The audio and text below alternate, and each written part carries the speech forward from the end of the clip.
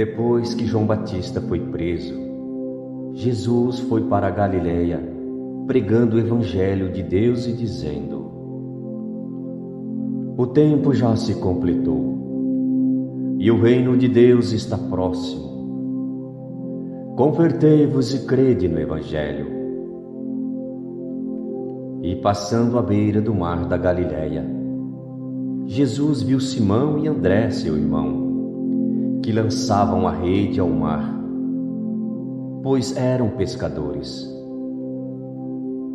Jesus lhes disse: segue-me, e eu farei de vós pescadores de homens. E eles, deixando imediatamente as redes, seguiram a Jesus.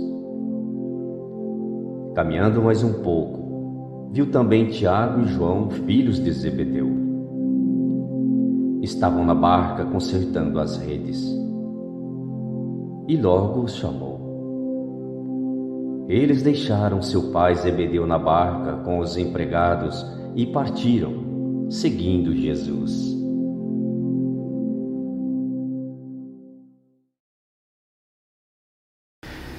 Shalom.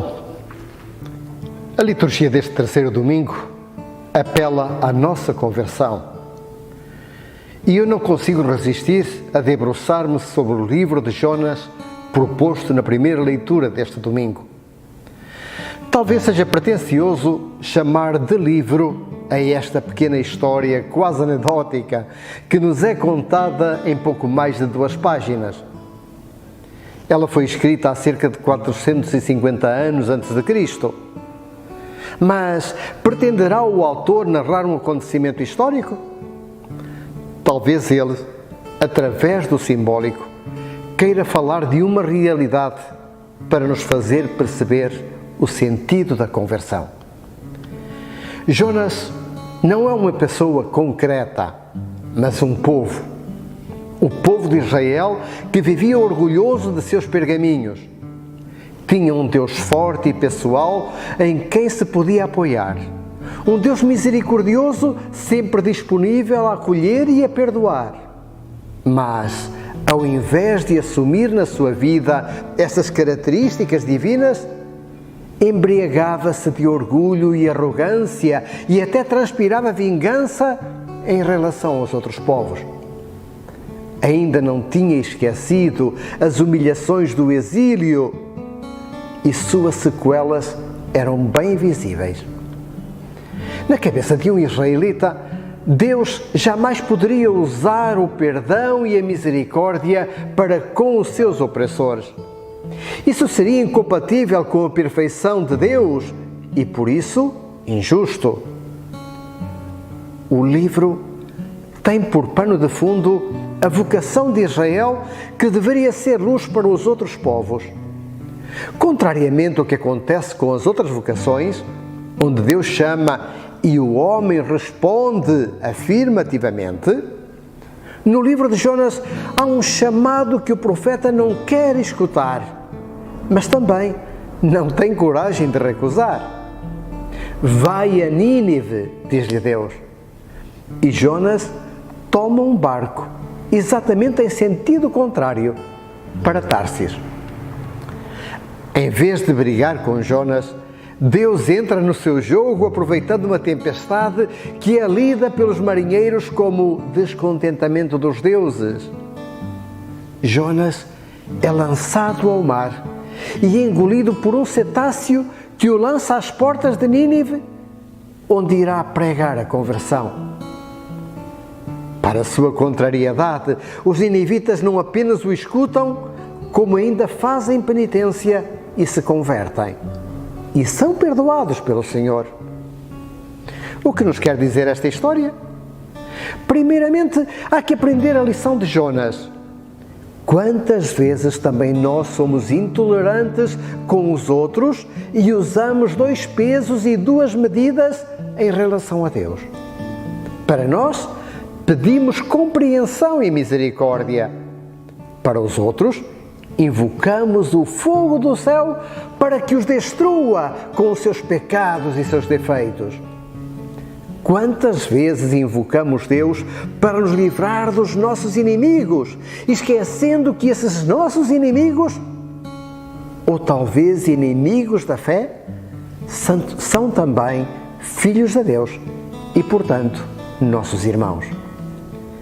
Quantas vezes nos sentamos como Jonas debaixo de uma mamoneira, esperando que Deus faça deflagrar o seu castigo, ou realize um milagre para que todos possam ver que, afinal, nós é que temos razão e que Deus até está do nosso lado.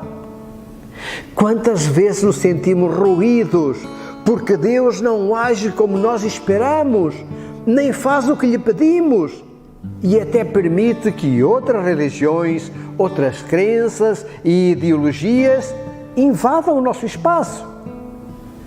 E Deus, paciente na sua misericórdia, apenas nos aponta caminhos de amar, de compreender, de construir laços, apesar das diferenças.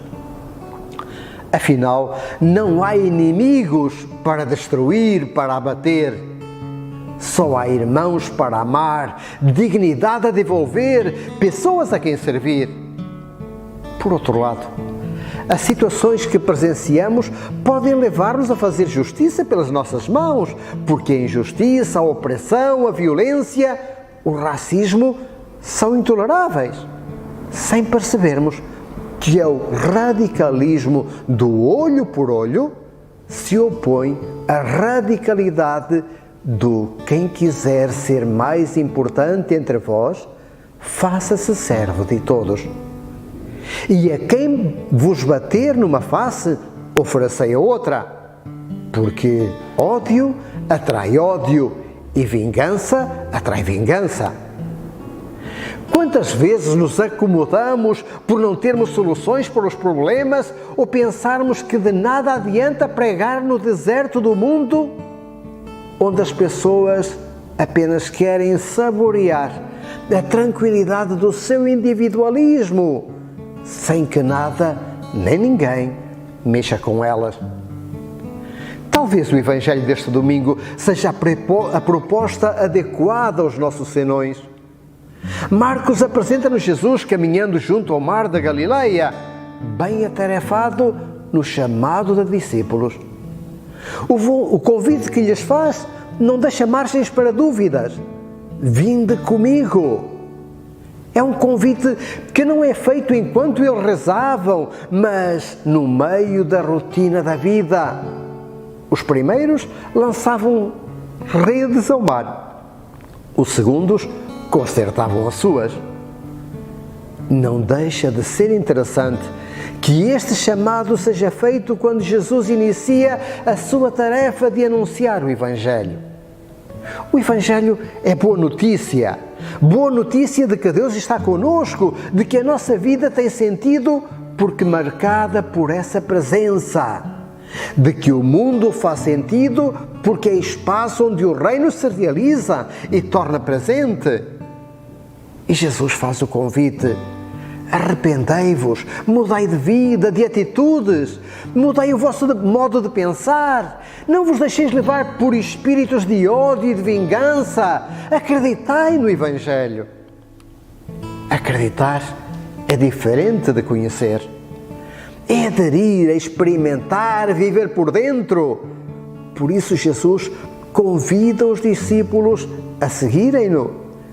Para seguir Jesus, é preciso ter coragem de pôr de lado a rotina da vida. É preciso ser senhor do tempo e não inventar desculpas de que se está demasiado ocupado, de que tem muitas coisas para fazer, muitas redes para consertar, muitas redes para lançar, muitas redes para se enredar. Agora não há mais tempo para pensar nas redes. O tempo urge para ir ao encontro do outro como próximo, como irmão, e apontar-lhe caminhos novos de encontro com a vida, com a felicidade, com Deus. E isto é premência do reino.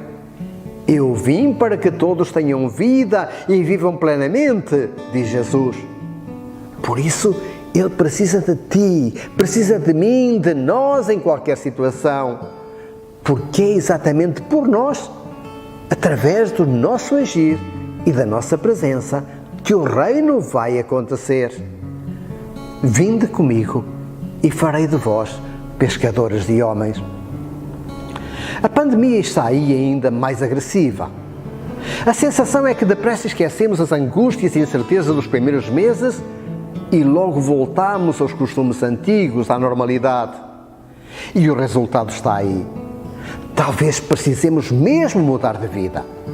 O Senhor não nos convida somente a deixarmos os pecados espirituais, mas a aprendermos a focar a vida no essencial, cortando com tudo o que é supérfluo e inútil. O momento de relaxamento, de euforia ou de prazer pode levar-nos a uma cama de hospital ou talvez um dos nossos entes queridos. Vamos olhar a nossa vocação. Vamos centrar-nos nela. Vamos centrar-nos no para quê da nossa vida. Não adianta fugir para Tarsis como Jonas. Deus precisa de ti, precisa de mim, precisa de nós na Nínive da nossa vida. Shalom. Vozes de paz estão se ouvindo. Vai pela estrada o peregrino. Rios de amor estão fluindo.